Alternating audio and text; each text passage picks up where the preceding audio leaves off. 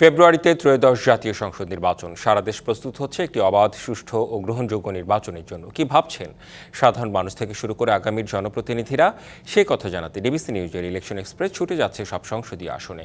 বুধবার সারাদিন ছিল সংসদীয় আসন 221, শরীয়তপুর 1 সংসদীয় আসন 223, শরীয়তপুর 3 এবং সংসদীয় আসন 224, সুনামগঞ্জ 1-এ।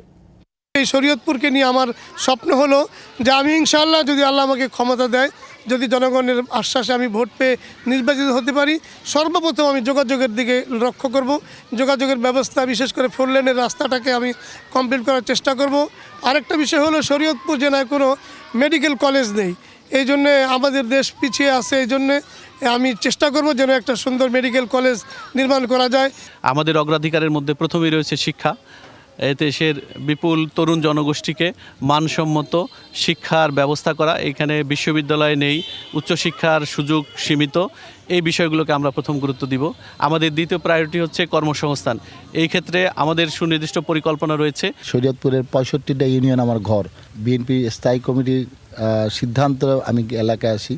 তো নতুন এবং ফিরে আসা গ্রাহকদের জন্য নগদে চলছে ক্যাশব্যাক সহ প্রতিদিন হাজারো উপহার জেতার সুযোগ। হবে আশা আর ফেরা, সারপ্রাইজ সেরা।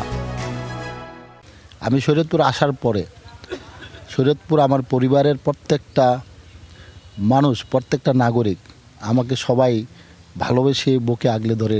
তারা আজ পর্যন্ত আমি যেখানে যাচ্ছি সেখানে শুধু আমি প্রত্যেকটা মানুষের, প্রত্যেকটা ভোটারের আমি ভালোবাসা পাচ্ছি।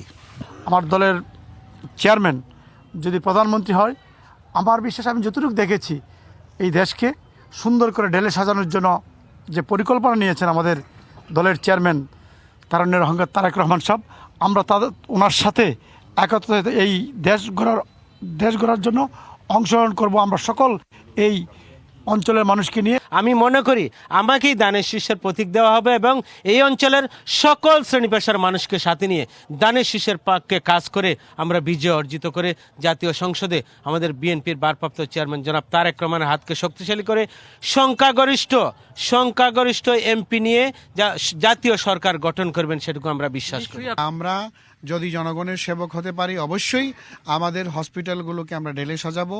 পর্যাপ্ত পরিমাণ জনবল, ডক্টর এবং লজিস্টিক সাপোর্ট যেগুলো দরকার, এবং অ্যাম্বুলেন্সের সাথে আমরা মনে করি এই হাওড় অঞ্চলে আমার 4 চাকার অ্যাম্বুলেন্সের সাথে অবশ্যই আমাকে নো অ্যাম্বুলেন্স লাগবে।